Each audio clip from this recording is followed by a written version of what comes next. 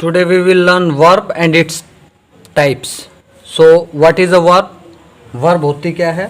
Verb basically verb is an important part of a sentence. Sentence का important part होती है और verb हमें ये बताती है what a person or a thing does means एक ऐसा वर्ड है वर्ब जो डिनोट्स करता है एक्शन को या पोजीशन भी दिखाता है.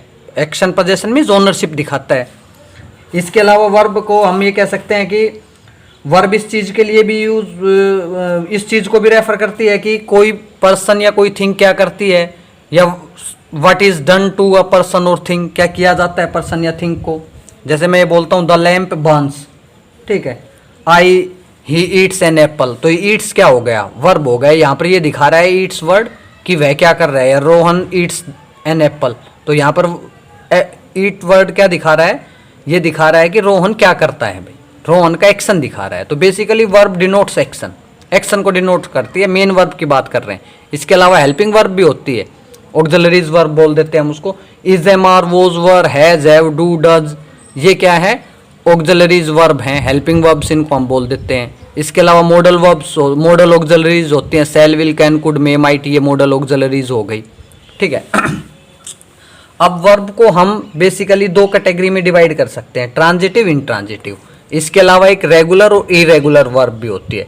रेगुलर वर्ब और इरेगुलर वर्ब में क्या डिफरेंस होता है. रेगुलर वर्ब तो होती है यदि वर्ब को हमने फॉर्म चेंज करनी है, उसकी सेकंड या थर्ड फॉर्म करनी है, यानी कि पास्ट फॉर्म करनी है वर्ब की या पास्ट पार्टिसिपल में चेंज करना है, तो उसके साथ ईडी या डी या टी लगकर जो वर्ब चेंज होती हैं वो रेगुलर वर्ब्स होती हैं. और इरेगुलर वर्ब्स वो होती हैं जिनमें ईडी या टी लगने से उनकी सेकंड और थर्ड फॉर्म चेंज नहीं होती है, ठीक है. रेगुलर वर्ब्स में तो क्या हो गया, डी, ईडी या आईईडी ये वर्ड लगाकर उनके वर्ब की सेकंड और थर्ड फॉर्म चेंज हो जाती है, ठीक है. लेकिन जिनकी यदि फॉर्म ये वर्ड से चेंज नहीं होती है उनको हम इरेगुलर वर्ब बोल देते हैं. जैसे कम, केम, कम, कम में केम आया, ईडी या डी लगाने से या आईईडी लगाने से उसकी वर्ब चेंज नहीं हुई, ठीक है. तो पहले हम बात करेंगे ट्रांजिटिव और इंट्रांजिटिव वर्ब की. ट्रांजिटिव वर्ब क्या होती है, ट्रांजिटिव वर्ब होते हैं, transitive verbs requires an object. यदि किसी वर्ब को अपनी कंप्लीट सेंस देने के लिए ऑब्जेक्ट की रिक्वायरमेंट होती है तो हम ये बोलेंगे कि that verb is a transitive verb. If a verb doesn't require any object to give its complete sense is known as intransitive verb. यदि ऑब्जेक्ट की जरूरत नहीं होती है तो वो इंट्रांजिटिव वर्ब होती है. अब सवाल ये उठता है कि हमें कैसे पता चले कि किसी वर्ब के बाद में ऑब्जेक्ट है या नहीं है. कुछ भी नहीं होता है वर्ब के बाद में, तो हम सिंपली समझ सकते हैं. जैसे मैं बोलता हूँ the birds fly, the birds fly. अब यहाँ पर इस सेंटेंस में तो फ्लाई वर्ड के बाद में कुछ भी है ही नहीं, तो इसका मतलब क्या है, ये तो इंट्रांजिटिव वर्ब है, ऑब्जेक्ट है ही नहीं. लेकिन कई बार फ्लाई के बाद में वर्ड्स होते हैं. जैसे मैं ये बोल दूँ the birds fly in the sky. अब हम जनरली क्या मानते हैं कि ये सब्जेक्ट हो गया, ये वर्ब हो गई, इसको हम ऑब्जेक्ट मानते हैं. ये ऑब्जेक्ट नहीं है स्काई, स्काई को हम ऑब्जेक्ट मानते हैं. स्काई ऑब्जेक्ट नहीं है, स्काई यहाँ पर कॉम्प्लीमेंट है. तो ट्रांजिटिव और इंट्रांजिटिव वर्ब को समझने से पहले हमें ये डिफरेंस पता होना चाहिए कि ऑब्जेक्ट में और कॉम्प्लीमेंट में क्या डिफरेंस होता है. देखिए, आई राइट टू सेंटेंसेस. एक तो यही हो गया the birds fly in the sky, in the sky, ठीक है. He eats an Apple,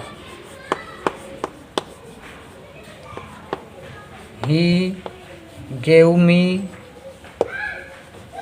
N apple, I have written 3 sentences. ये देखिए, अब वर्ब क्या है, काम क्या हो रहा है यहाँ पर, fly, Yeats, gave, main verb की बात कर रहे हैं, ठीक है. अब ऑब्जेक्ट को आइडेंटिफाई करने का तरीका, हमने सिंपलेस्ट तरीका ये है कि हम वर्ब के साथ व्हाट या whom लगाएंगे. व्हाट या whom का यदि हमें आंसर मिलता है तो इट मीन्स वर्ब के बाद में यदि हमें उसका आंसर मिलता है तो वो ऑब्जेक्ट है। यदि व्हाट या होम का हमें आंसर नहीं मिलता है तो वो ऑब्जेक्ट नहीं है।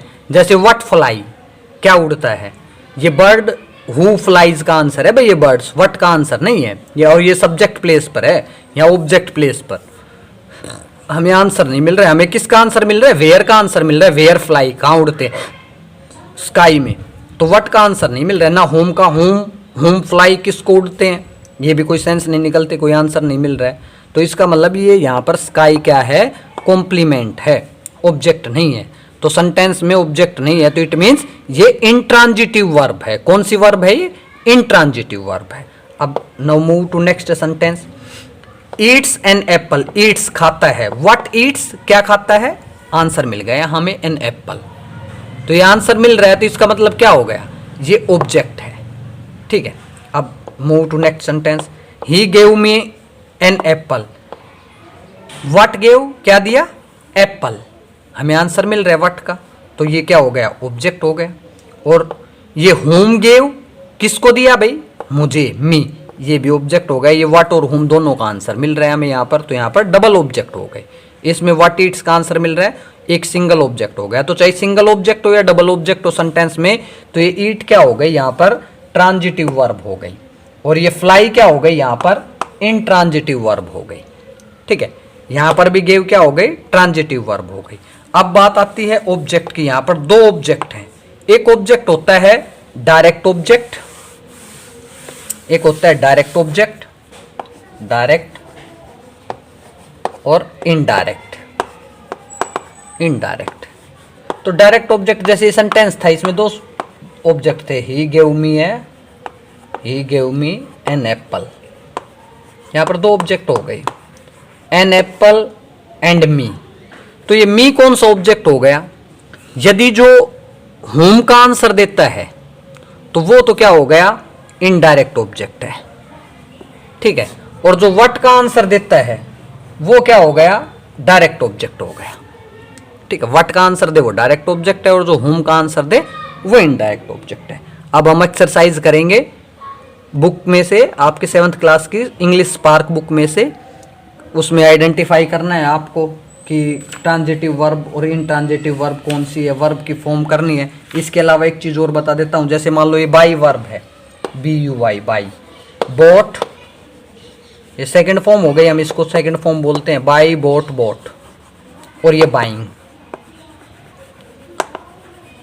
अब ये देखिए, ये बाई फर्स्ट फॉर्म है, ये सेकंड फॉर्म है, ये थर्ड फॉर्म है, ये यहाँ पर ING फॉर्म बोल देते हैं इसको। तो इसको हम बोल देते हैं बेस फॉर्म, और इसको हम क्या बोल देते हैं, पास्ट फॉर्म, और इसको क्या बोल देते हैं, पास्ट पार्टिसिपल, थर्ड फॉर्म को। और इसको क्या बोलते हैं, ING फॉर्म को क्या बोलते हैं, प्रेजेंट पार्टिसिपल भी बोलते हैं। ठीक है, तो हम ये वर्ब की फॉर्म सीखेंगे कि इनकी कैसे बेस वर्ब से past form, past participle form या ING फॉर्म कौन कौन सी होती है, कुछ एक वर्ब्स की। ठीक है, और बुक एक्सरसाइज करेंगे।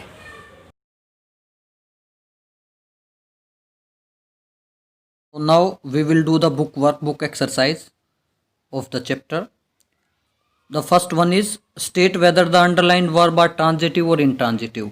कि जो अंडरलाइंड वर्ड है, ये आगे दे रखे हैं, इनमें से अंडरलाइंड वर्ड यदि ये ट्रांजिटिव वर्ब है तो हमने यहाँ पे T लिखना है, इंट्रांजिटिव है तो I लिखना है। जैसे आपको बताया गया है, हम वर्ब के साथ में व्हाट और whom लगाएंगे। यदि उसका आंसर हमें अंडरलाइंड वर्ड में मिल रहा है व्हाट और whom का, तो वो ट्रांजिटिव है। व्हाट और whom का आंसर नहीं मिल रहा है तो वो इंट्रांजिटिव है। I wish you would stop shouting as I am trying to study. Trying, what trying? ठीक है, what trying? तो इसमें ये to study, सॉरी, ये स्टडी के बाद में कुछ है ही नहीं, कोई वर्ड ही नहीं है, तो ना तो कोई ऑब्जेक्ट है ना कॉम्प्लीमेंट है, तो इसलिए तो सीधी सीधी क्या हो गई, ये वर्ब इंट्रांजिटिव वर्ब हो गई। अब यहां पर देखिए, study the history, what study. अब यहां पर व्हाट का आंसर मिल रहा है, हमें क्या पढ़े, हिस्ट्री, तो व्हाट का आंसर मिल रहा है, तो ये क्या हो गई, ट्रांजिटिव वर्ब हो गई। थर्ड में देखिए, लीव द कैट अलोन और इट माइट स्क्रैच यू। तो देखो व्हाट स्क्रैच का तो आंसर नहीं मिल रहा। होम स्क्रैच किसको स्क्रैच कर सकती है, किसको खरोच कर सकती है भैया, तो होम का आंसर मिल रहा है यू, तो ये क्या हो गया, ट्रांजिटिव वर्ब हो गया। अब फोर्थ में देखिए, I have completed my work so I would like to leave. अब टू लीव के बाद में कोई वर्ड ही नहीं है। यदि जो अंडरलाइंड वर्ब है उसके बाद में कोई वर्ड ही नहीं हो तो वो तो सीधी सीधी इंट्रांजिटिव वर्ब हो गई। तो ये इंट्रांजिटिव हो गई, आई लिख देंगे। Vikram manages the direction of the play. What manages, क्या मैनेज करता है भाई, डायरेक्शन ऑफ प्ले। तो व्हाट का आंसर मिल रहा है, तो इसका मतलब क्या होगा, ये ऑब्जेक्ट है, ऑब्जेक्ट है यानी कि ये ट्रांजिटिव वर्ब है। अब ये टू मैनेज के बाद में देखिए कोई वर्ड ही नहीं है तो ये इंट्रांजिटिव वर्ब हो गई। लाफ्ट के बाद में भी कोई वर्ड नहीं है, इंट्रांजिटिव वर्ब हो गई। She loves, what loves pineapple and cheese, तो व्हाट का आंसर मिल रहा है तो ये ट्रांजिटिव हो गई। सेट, इसके बाद में कुछ वर्ड ही नहीं है तो ये इंट्रांजिटिव हो गई। I need to help them, home help them, तो ये होम का आंसर मिल रहा है हमें, या व्हाट या होम का आंसर मिल जाए तो वो ट्रांजिटिव वर्ब हो गई। तो इसमें हम ट्रांजिटिव वर्ब कर देंगे। Let's move to next exercise. Next exercise, base verb is given, we have to fill the past tense and past participle, यानी कि second form and third form of verb हमने फिल करने। Swim, swim swim swam. Buy, bought bought. Write, wrote written. Run, ran run. See, saw seen. Leave, left left. Stand, stood stood. Break, broke broken. Feel, felt felt. Wear, wore wore. जी हो जाएंगे इनके second और third form. आपकी book में दे रखी है, आप उनको भी लर्न कर सकते हैं, वर्ब की कैसे बेस फॉर्म की सेकंड और थर्ड फॉर्म बनती है। Now move to next exercise, कि कुछ एक वर्ड होते हैं हम उनको वर्ब में यदि हमने कन्वर्ट करना है तो उनके साथ हम ईएन लगा के भी उस वर्ड को हम वर्ब बना सकते हैं, कुछ एक वर्ड को। जैसे या एडजेक्टिव्स है, जैसे सॉफ्ट है, सॉफ्ट का मतलब होता है नाजुक या कोमल। और सॉफ्टन, सॉफ्टन का मतलब है कोई चीज़ को मतलब कि सॉफ्ट करना भाई, ठीक है। तो सॉफ्ट के सॉफ्टन हो जाएगा। फ्राइट के ईएन लगा देंगे, फ्राइटन, फ्राइटन का मतलब डराने वाला। ब्रॉड, चौड़ा हो गया, ब्रॉडन मीन्स किसी चीज़ को चौड़ा करना। लूज, ढीला, लूजन मीन्स ढीला करना। ब्राइट, चमकदार होता है, ब्राइटन मीन्स चमकदार करना या किसी चीज़ का चमकदार होना, ठीक है। तो हमने ये इनके वर्ब बना दिया, अब हमने इनके सेंटेंस बनाने हैं। सॉफ्ट का देखो आप अपने आप से भी कोई सेंटेंस बना सकते हैं सॉफ्ट का, जैसे हम ये कह सकते हैं you can soften the butter by warming it, हम बटर को सॉफ्टन कर सकते हैं वार्म करके, ठीक है। अब फ्राइट है, the picture frighten me, tigers frighten me, he frighten me, कोई भी चीज़ है हम उसको मतलब फ्राइटन, डराती है ये चीज़, तो हम ये इस तरीके के सेंटेंस बना सकते हैं। ब्रोडन, ब्रोडन का मतलब चौड़ा करना। The government is broaden the this road, इस रोड को भाई ब्रोडन कर रही है। रीडिंग ब्रोडन अवर माइंड, हमारे माइंड को ब्रोड करता है। तो यानी कि ब्रोडन का मतलब क्या होगा, ब्रोड करता है, और ब्रोड का मतलब क्या होगा, चौड़ा, ठीक है। ब्रोड और ब्रोडन का मतलब चौड़ा करना भाई, चौड़ा करती है कोई चीज़, जैसे रोड को हम ब्रोड कर सकते हैं, माइंड को ब्रोड करते हैं। रीडिंग जैसे हमारे माइंड को ब्रोड करती है। लूज को ढीला, लूजन the cloth around your wound, wound होता है जख्म, जख्म के ऊपर मान लो आपने पट्टी या कपड़ा लगा रखा है तो हमको बोल देते हैं इस कपड़े को भाई ढीला कीजिए, तो हम उसके लिए लूजन वर्ड लगाएंगे, ठीक है। ब्राइट, ब्राइट का क्या होगा, जैसे the sky has begun to brighten, sky brighten होना शुरू हो गया भाई। This particular things brighten the room, the light brighten the room, ठीक है। अब इसके बाद में एक वर्ड और था, ये आगे इसमें कट गया ये, थिक, थिक का होता है गहरा होना कोई चीज़ का, ठीक है। या जैसे कोई चीज़ पतली है ना उसको हम गाढ़ा करते हैं, that is also known as thick. तो that the fog was beginning to thicken, thicken होना शुरू हो गई थी भाई, ठीक है। Move to next exercise, we have to complete the given word with appropriate complement of verb given in the box. ये कॉम्प्लीमेंट है वर्ब के, इनसे हमने इनको फिलअप करना है। She grew with fright, fright से क्या होंगे भाई, पील, जैसे बोलते ना वो डर से पीला पड़ गया हो बिल्कुल।